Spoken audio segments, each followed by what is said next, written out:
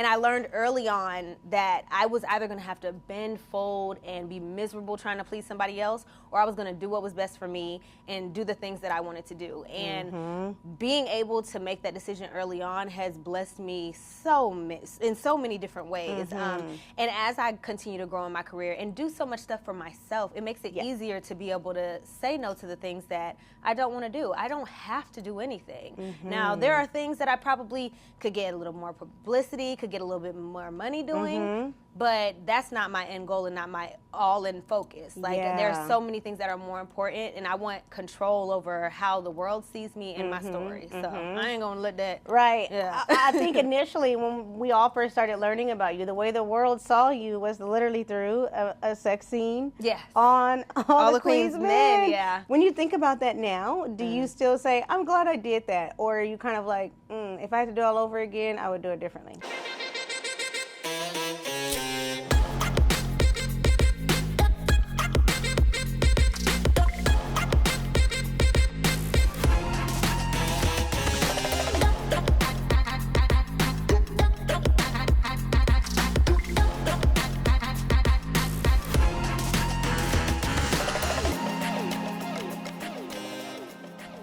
Nzinga Imani! Hey girl, hey! No, it's finally happening. I'm so excited. Like, we had to spin the block. Yeah. We had to spin the block. I had you on a couple years ago, and so there were some technical difficulties, but we're here now. Yeah, we're here now. The Everything moment- happens the way it's supposed to. Exactly. And you look so beautiful, Thank so you. amazing. You I'm so too. excited to talk to you.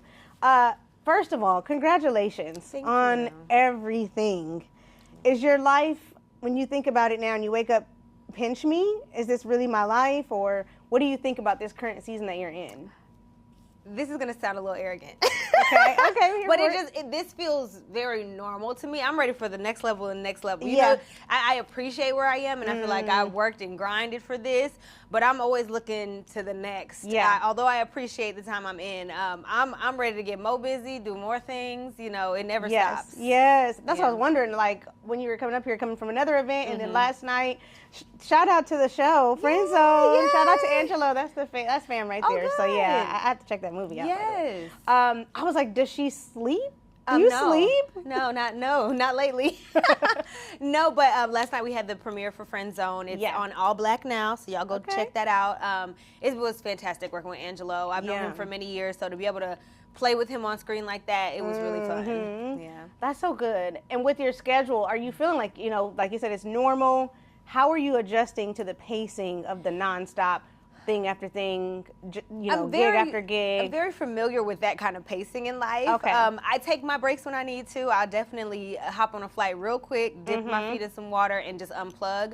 I don't get to do that as much as I would like to nowadays, but at the same time, before there's a burnout, before there's a crash out, I make sure that I do schedule that time, that me time for myself for And sure. I think that's important that you just mentioned that, because I think it's important that people realize how they can misunderstand the actual work that it takes behind the success that we all see. Absolutely. So the work that you're doing behind closed doors, what does that look like to show up in the way that you've been showing up?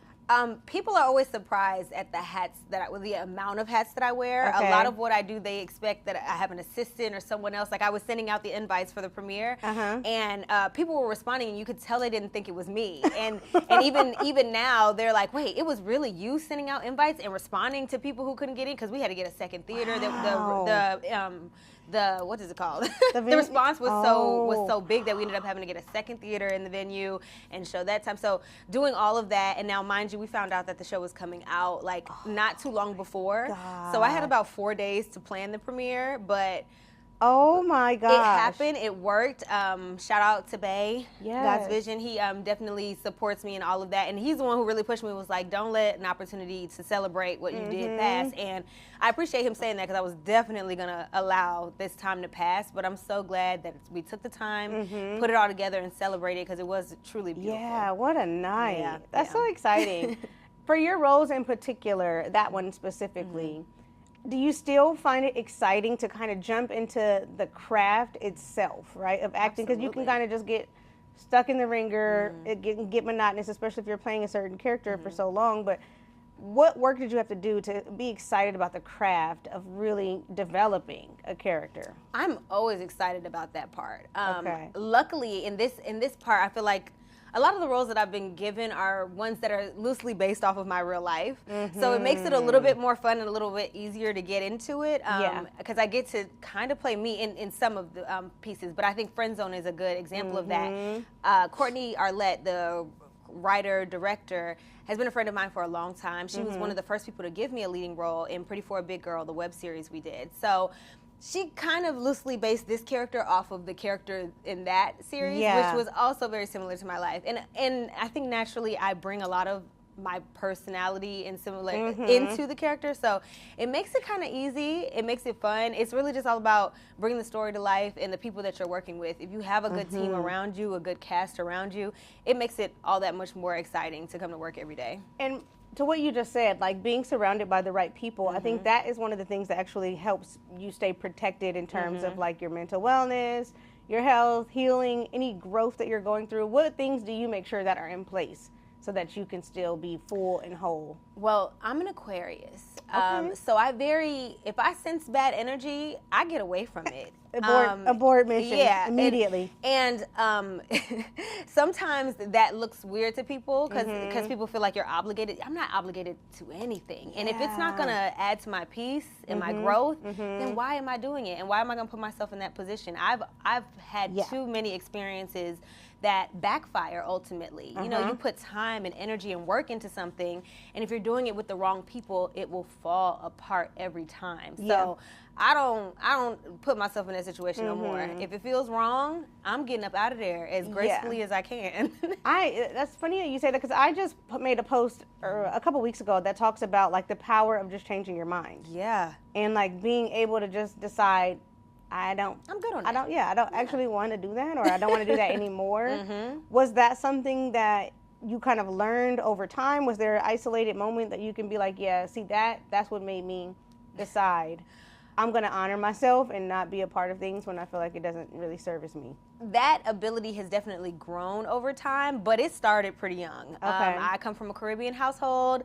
I come from a very harsh, look, I love you, Mom, but she was very harsh.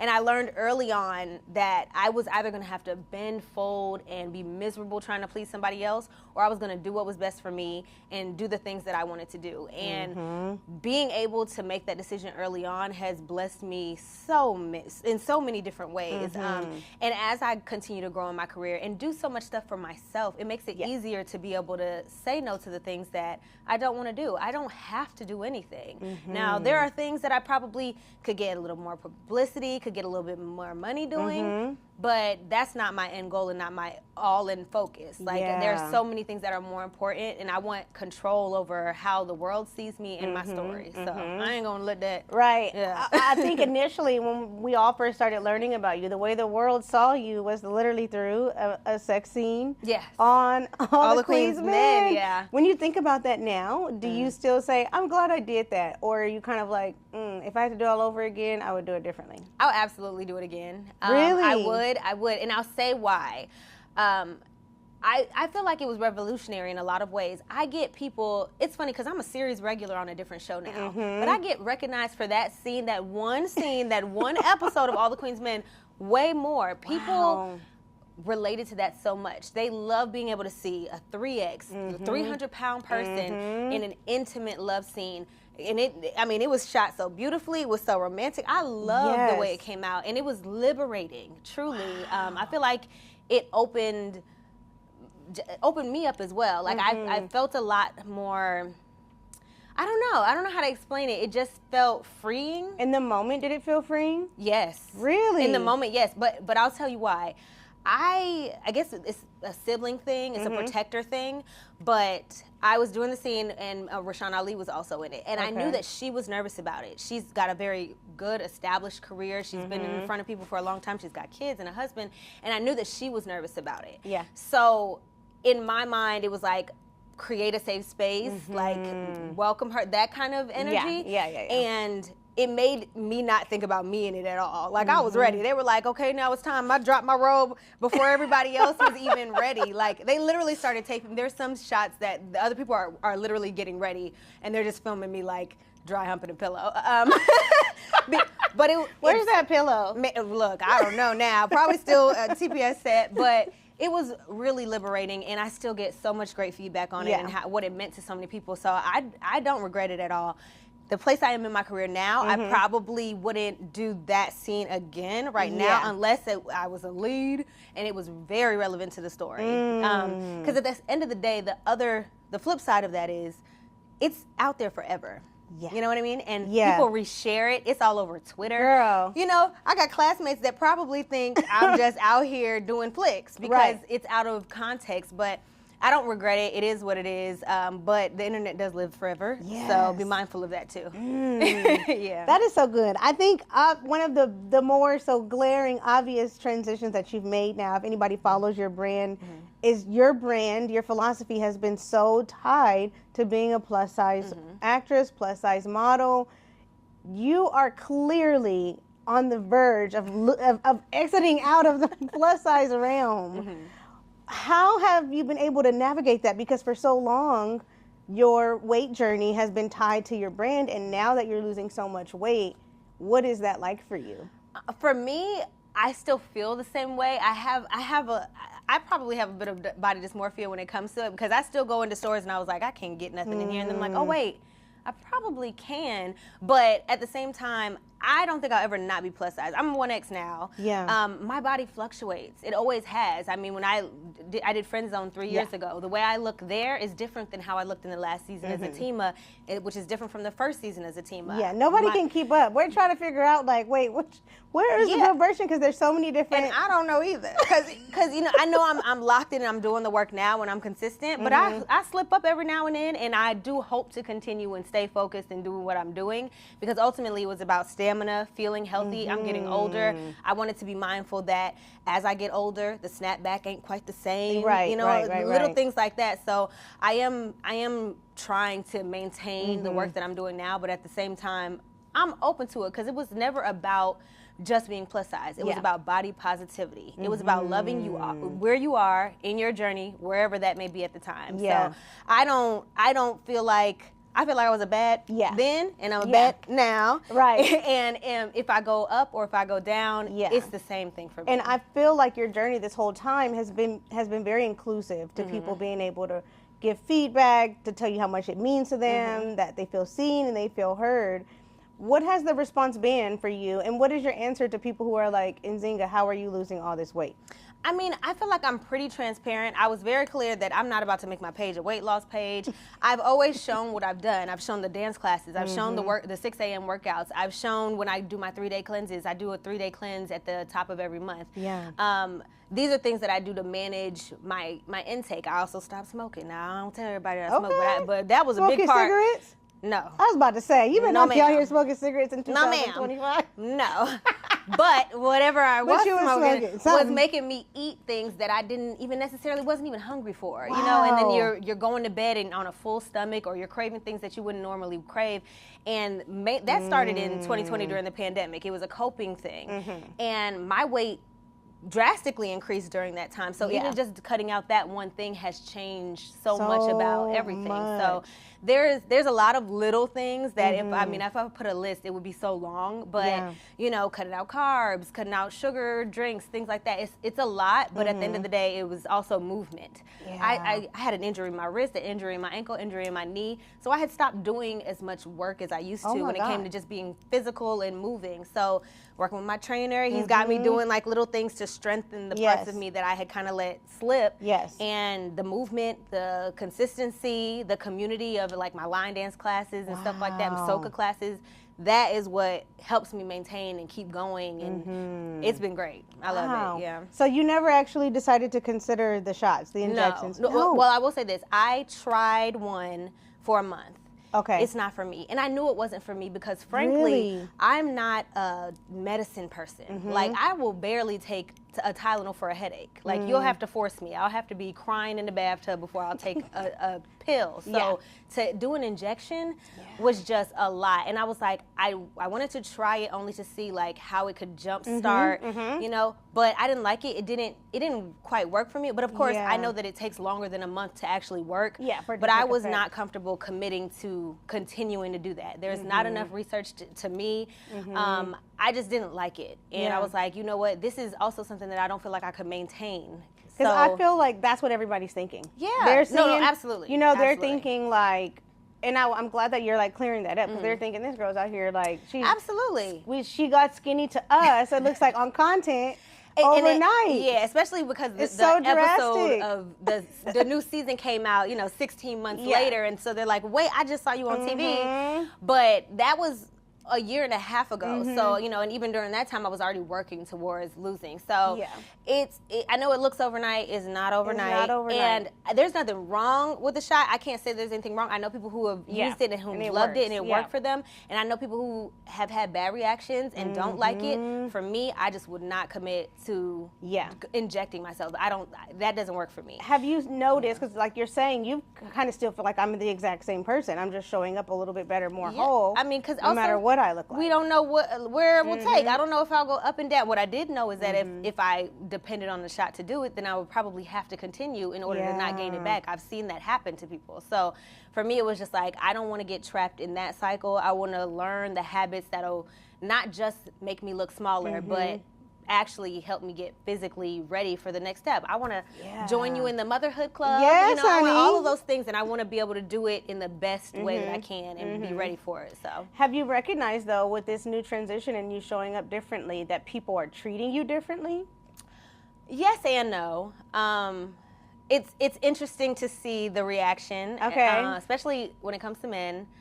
I feel like I was always somebody who could pull them and things like that, but now it's a little bit more open. It's a little like I always got the looks and the stares and the DMs and stuff, but now it's a little bit more in your face. Like, ain't no shame in it, and there should have never been.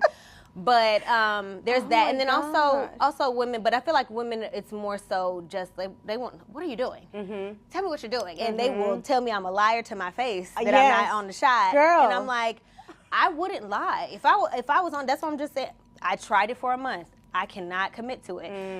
But I wouldn't lie about it, and I wouldn't shame anyone who does it, because at the end of the day, do what works best for you. I just knew it wasn't for me.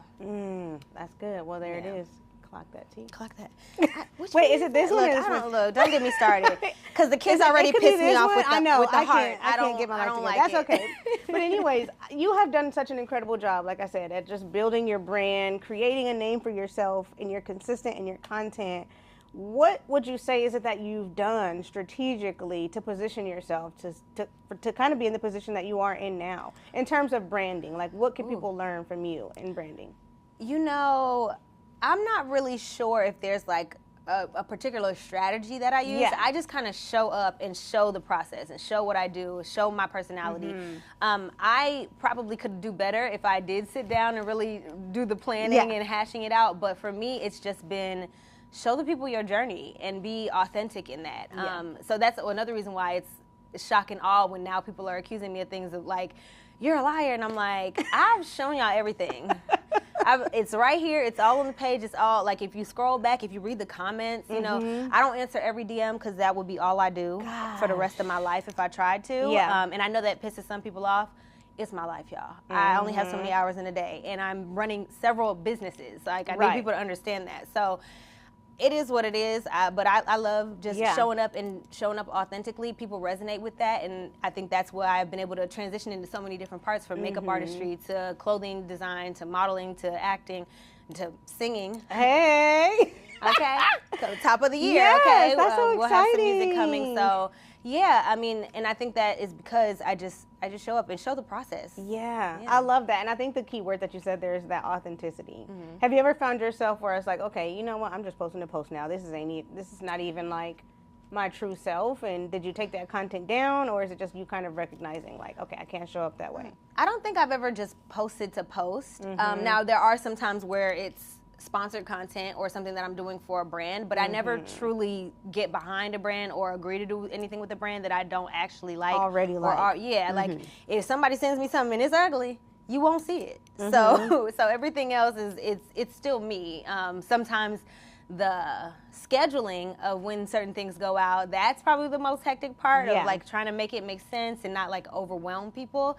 But at the end of the day, it's all me. So I never really feel like I'm doing something that doesn't feel authentic. Yeah. So in terms of your role on Zatima, talk to me about what it's like to work with the cast, just kind of a day in, day out of being on set. Because for a lot of people, Tyler Perry Studios is on their bucket list to go. So for you, what is it actually like to be in that atmosphere? I've been there once, and it's a very like visceral kind of feeling that you get when you're there. It's very inspiring and hopeful. And so now that you're in this position, what is it like to actually be on TPS? It's truly a dream come true. I feel like the way that I got ushered in is probably like the most perfect way. The first time I auditioned, it was 4 sisters. I auditioned for the role of Danny, and of course I didn't get it, but just being on that campus, seeing everything, meeting Tyler for the first time, him kind of affirming me, letting me know, he was like, "You're absolutely stunning." Like like that. What was that moment? Like, when did he walk into a room? Well, like, no, I was auditioning, so it was a callback. So he was already there. Yeah, it was a callback. We all like came into a room. There were a bunch of studio execs and stuff sitting in the theater, and then you go up, you do your scene. And I don't. In my recollection, I didn't do the best in my scene. But when I was leaving, he still stopped me. He was like, "You're absolutely beautiful," and I was like, "Yeah." I mean, I turned into a 3-year-old. I don't know what happened. My brain turned off. But either way, it was affirming, and I felt great about it. And so then when the next time I met him, well, I actually wasn't on All the Queens Men because he didn't direct the first half of the season.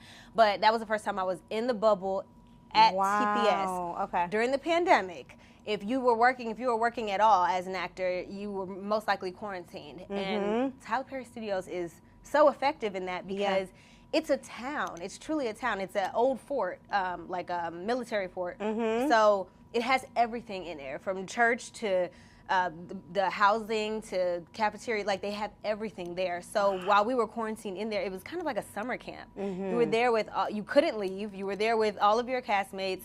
And it was a really like, it made it feel more like a family experience. And even though I was only in that one episode, it made me feel like I was truly a part of TPS. So then when I got to come back and do, because they added some time to the All the Queens Men series, and I got to come back, and that was the first time I met Tyler. Well, again, that was the first time I was like acting in front of him.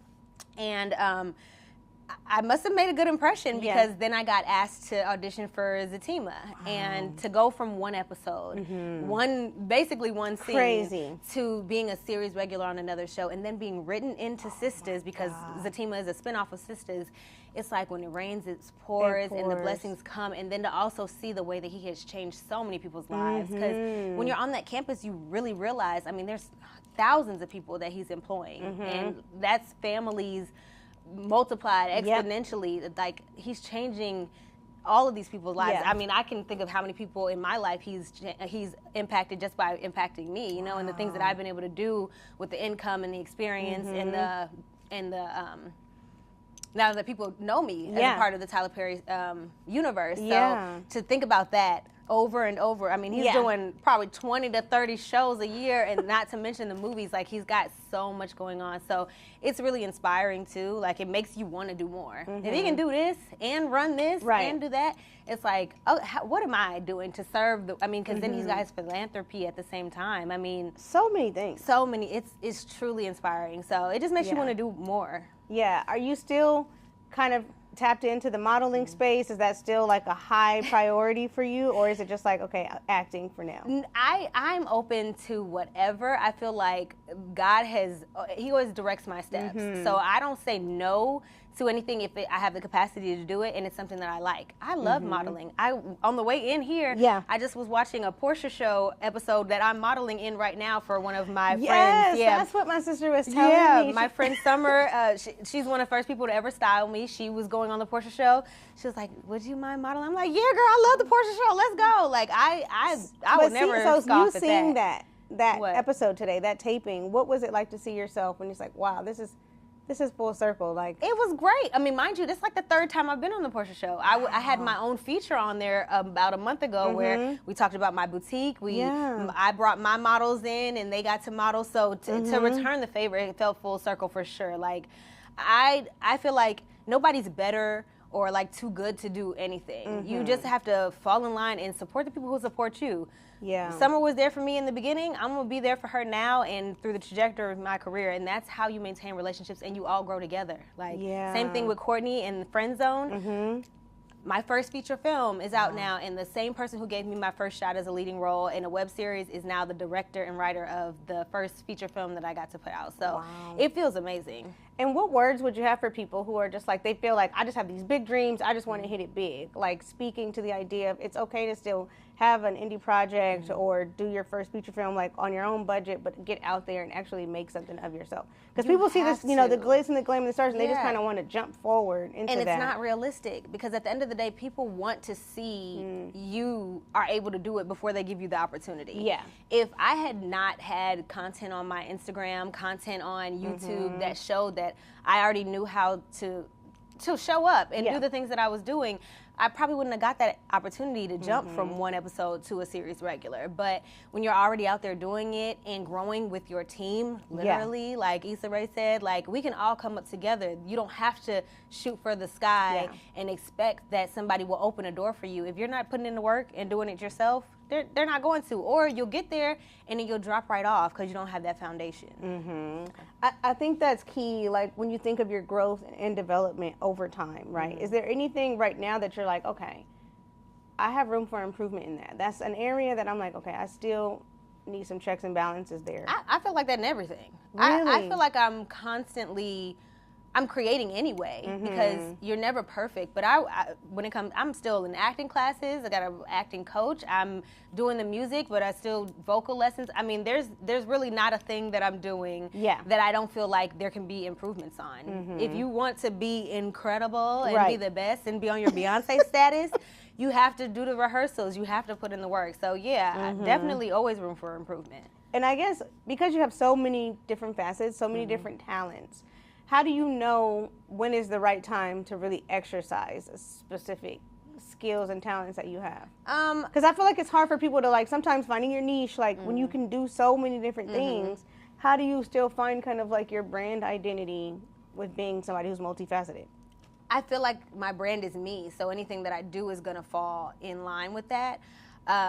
There's not like one, I don't feel stuck to any one thing. And then I also, like I said, I let the Lord lead. So when an opportunity comes, if it feels right, I'm going to do it, whether that is modeling, whether it is acting, whether that's singing. I mean, I have a song on the Friend Zone soundtrack. So it's like these opportunities come and I'll jump on board. Like, I'm always going to say yes if it makes sense. If you were to say yes to like an ideal role, an ideal play, singing, anything that would be considered your pinch me moment, what would that opportunity look like for you?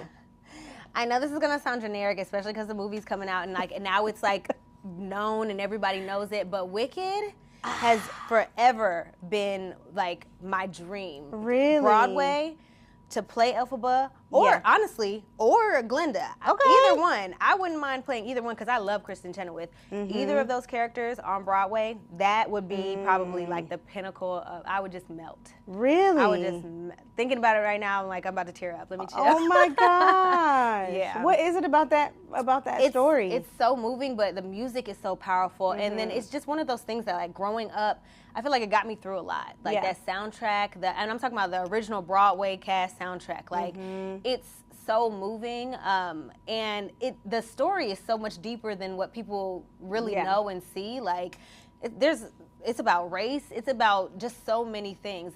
There's so many underlying politics and things that go into that musical. It's not just like a frivolous, thing. So I feel like musicals in general are always going to be, I'm going to melt. Yeah, but Wicked would probably be it. Do you know how to hit that note? I do what I'm not warmed up, honey. You're not going to mess me up right now. You're not finna set me up, okay? I have to be warmed up for that. No, I just had Wendy's in the car. Girl, I can't do that right now.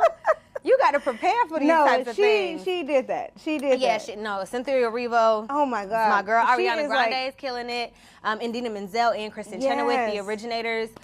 Just powerhouses. So, yeah, you ain't finna catch me up over here. Not today. Not today. Well, speaking of your singing, like you're also widely known for the parodies that you do with different songs and stuff like that. Where did that come from? Like, to be able to add that level of just really creative direction, comedy, all of the things. Well, I was doing parodies already, but to hop into the Queen of the Ratchet like musical parodies, that credit goes fully to Joshua Gilliard. He is the creator and originator of Queen of the Ratchet. Okay. And he was the one who really like wrote those parodies. I was his Ratchet princess, Disney princess, and I did all of I just played that role and filled in and did those notes and played the characters, but he is really the creative genius behind that. It was a pleasure working with him. It was really cool to be able to bring those things to life, but also grow and build my fan base on the back of that as well. So shout out to Josh. I love you. I'm proud of you. Shout out to Josh. Yeah. I think one of the cool things in terms of being a creative, because you are a creative, is sometimes we get stuck with just starting. Like we have these big visions, these big creative ideas, but they never actually come to fruition because of fear, because of failure. What would you say has been able to give you the drive and the ambition to just, you know what? I'm just gonna put it out there. I'm just gonna do it, even though I'm afraid. Yeah, I mean, just doing it anyway. I feel like I'm not scared for people to see me fail, and I think that's the power in that. Like, so many people will hold and wait and try to wait until something's perfect, and it's like, that's not realistic. And people want to see the journey, you know? Like, so why not? I mean, once I started getting a little bit more known and on TV and stuff, I had to pull a little bit away from the Ratchet parodies, but it was also because I'm shifting as a person. I'm getting a little older. I'm thinking about what my one day kids will see and what the messages that I'm trying to send with my platform. So things had to shift a little bit, but I never will regret the things that I did. I love those parodies. I still post them and share them. They are a pivotal part of my journey and my story. So I feel like you just gotta not be scared to let people see you try things. Like, have fun. At the end of the day, people take themselves too seriously. And I've never been somebody who's very serious. Right. Even sometimes I watch back my interviews, I'm like, I probably shouldn't have said that. But hey, I'm joking, and I'm hoping that people understand it to be humor and just like playfulness and not complete arrogance. I think when not complete arrogance. I think when I watch you, and for most people, you come across extremely confident. Like, you are just that girl. Thank you. Where did that come from? And do you show up that way every day? Like, do you turn something on and just say, or do you just wake up like I'm her? I do feel like this just is how I live. I don't really know another way. Once again, that came from how I was raised. It was like, you can shrink, you can just hate yourself, or you can just bump what everybody else is saying. How do you feel about yourself? And I'm going to always do my best to make myself feel good about me. So doing that work makes me feel confident enough to show up and be like, hey, what's up? How y'all doing? And you know, sometimes people don't like that, but that's not my problem. Right. So. And can you feel that, like when you're in a room and you can kind of sense like, she has a problem with me, or how I am, how I come across? How do you navigate that kind of space? That's not my business. Wow. That is not my business. If you have a problem with someone loving themselves, celebrating themselves, that is your problem, and I pray for you. But that is not my responsibility. So I'm going to continue to show up the way I do. Wow. Yeah. And in terms of continuing to show up and what it is that you do, what would you say for you has been, I guess, maybe the most pinnacle thing that you've experienced in your career? The most pinnacle? Yeah. I don't know. I feel like every part of the journey is just like another step to where I'm going. Having the premiere and having like a lead role in a film that's out now is fantastic. That felt like one of those steps. Being a series regular, going into the 4th season of a show that is so loved and so many people resonate with, feels incredible. Having my own boutique, like all of these things are things that I'm like, I did it. Like, I did it. Let's go. What's next? Like, that's really kind of how I... And I think juggling all of the hats that you wear too, it takes a certain level of discipline to be able to really like manage them all, do them all. Do you have help? Is it kind of just like a learned habit from your upbringing, your childhood? Did you have to kind of carry the load in your family growing up? I'm Caribbean, so I think like we're used to having all the jobs. Okay. And I also think being a theater kid, you are so solution oriented. Like you will find a way to do and fix whatever. Yeah. And like from the smallest things to like sewing a rip in my dress to sending out the emails to being the one planning and coordinating things. Like I do most of it. I have some help. Bay is always a great help. Right. He's like my main videographer, photographer, so he helps with a lot of the content and things like that. My older sister is my business partner for my boutique. Yes. Now, she had a baby as soon as we started, so her role shifted a bit. I love you, sis, and she still definitely helps, but that made me have to take on a little bit more of the responsibility than I intended to when we started. Right. It was supposed to be me more of the face and her more of the behind the scenes. But then once we started and she couldn't really maintain that, it was like, my face is already on this, so we gotta keep pushing, and so I have, but I just roll with the punches. That's really where I'm at when it comes to all of it. And I do most of the work. I don't really have a lot of help. I have a PR, but I don't really have like an assistant. I'll hire people for like a day or things like that. I typically style myself, but I do have a stylist that I bring in every now and then, like when I went to Fashion Week. So for things like that, especially when I need to take some of the load off and I know that I'm overwhelmed, it's like I don't mind asking for help in that sense, but I don't have a team that consistently works with me in that way. What are the indicators for you personally where you can recognize and sense within yourself that you are on the verge of a burnout? And how do you mitigate that from happening? Sometimes it can hit you all at once. I will say that. And I will quickly step back. Hey, if I need to cancel some things, if I need to pull back, because I never want to show up not fully. I never want to make that bad impression, making people feel like, I'm either not prepared or don't care about what I'm doing. So I'll pull back if I need to, but typically I would say maybe every like 2 months or so, I end up on some kind of trip or sabbatical. Especially with Bay. I mean, we do a lot of work trips. I always try to extend them, especially if it's somewhere that we like. So you have those couple extra days to really decompress. Because you don't have to work all the time. That is so And while smart. we can and move and travel and live that way, it's like, let's do it. Let's enjoy it. So. And that's, I was asking Terry Vaughn, she was on the show earlier. I was asking her, kind of like what you're saying. Like she was there last night. Yeah, I saw that too. That's so funny. Like how to balance that tension between like, okay, I'm going, I'm successful, I have more things to accomplish, more things to achieve, versus, I'm just going to be present in this moment and accept that this is amazing. Like sitting in that, right? Like that balance between being content and being ambitious. I feel like Terry Vaughn can do that. Yeah. I'm not in a place right now where I feel like I can just sit down I don't feel like that. I feel like but there's like so much when you more have work. an achievement, like when you're in a moment, are you able to be present? Yeah. I mean, in that moment, or is it just kind of like? Depends, because it also depends how many hats I'm wearing. During that premiere, bruh. Because I literally was hosting the event, and people didn't really know or expect that. Yeah. But it was difficult to be the leading lady in the show and be, present in that way, but also be putting out fires. The show in the second theater, it stopped, and I'm like, wait, the person who's running it forgot to download it, so they're streaming. So now I'm putting out that fire, and I'm bringing in backdrops and like things that people wouldn't expect the star to be doing, but I don't see it like that. I feel it's a part of the job. It's what I'm doing. We're gonna get it done. It's gonna get done. That's where I'm at, and I feel like I'm in grind mode until I'm in a place where I can put people in position to be grinding and living their best life. Like I want to have that Tyler Perry effect. I want to be able to impact the community and put so many people on. You know what I mean? That's the goal. So right now, ain't no time for that. in film specifically, there's that concept around the starving artist. Yeah.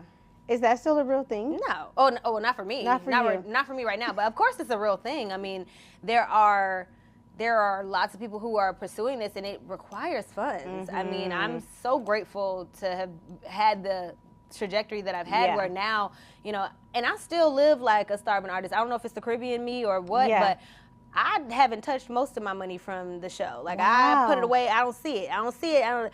Because at the end of the day, I want to be able to do things like if I have a baby, I want to be able to sit my butt down for a year and not have to think about anything. I move that way, but I know not everybody does or can or is in a position to. So there's definitely the start of an artist, but luckily I'm in a position where I just budget well. I live well below my means. It took me 4 years of being on that show before I traded in my 2014 Nissan for a new car.